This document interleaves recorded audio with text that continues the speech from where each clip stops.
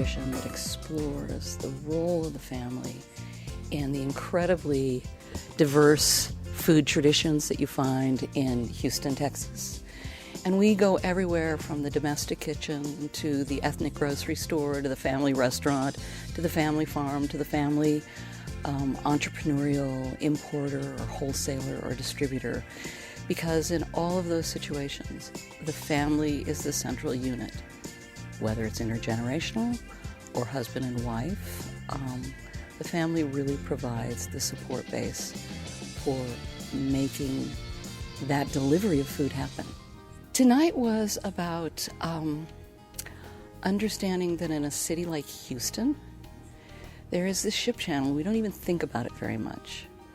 But because there's a ship channel, our international communities and our long life communities can use it to build businesses, to bring food up the ship channel, to create incredible entrepreneurial opportunities. And this evening we heard from two different kinds of family businesses that are associated with food. One is a family grocery store that imports items from across the world, from Ethiopia. The other is an amazing wholesaler distributor of wine from South Africa and other parts of the world. They're really good examples of the fact that the role of food and family kind of permeates every aspect of social life in Houston, from the humble grocery store to the elite wine marketer.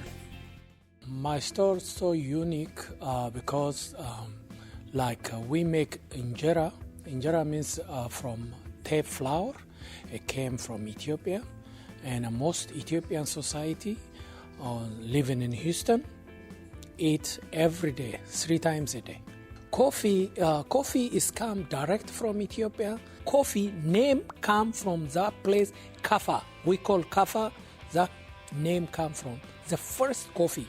Ethiopians always use 3 times coffee, sometimes lunchtime, sometimes, especially in the morning, all get together around the coffee.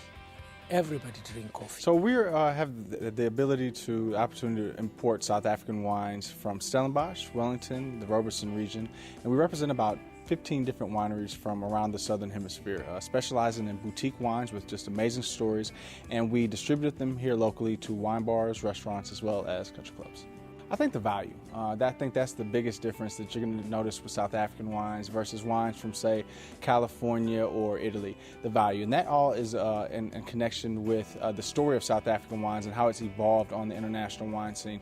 Initially, South African wines were lost, and that was due to the sanctions that the United Nations implored on South Africa during apartheid. Once they raised those sanctions at the end of apartheid, South Africans decided they just wanted to export their worst wine. And so what that did was cause a displeasure of the wine and push the prices down.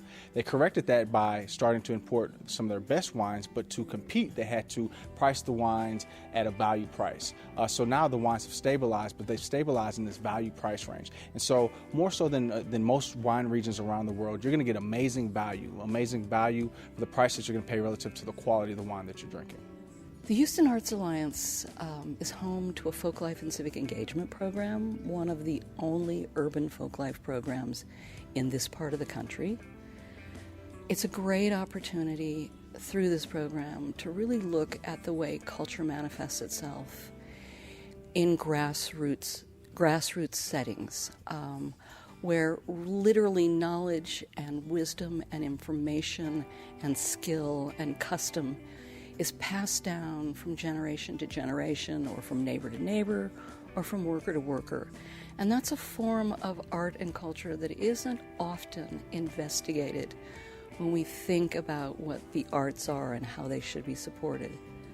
But in fact, art and beauty and the things we care about that have significance in this world start in the home, start in the family, start in the neighborhood. And the Folk Life program tries to find ways to give voice to that.